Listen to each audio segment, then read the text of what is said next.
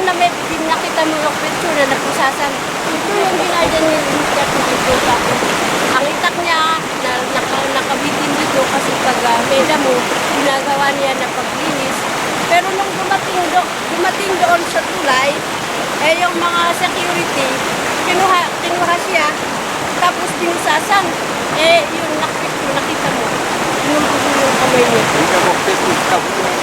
Kaya ito, na yung mga malalaking bato, ang ginawa ng kumpanya, pinagnan yung mga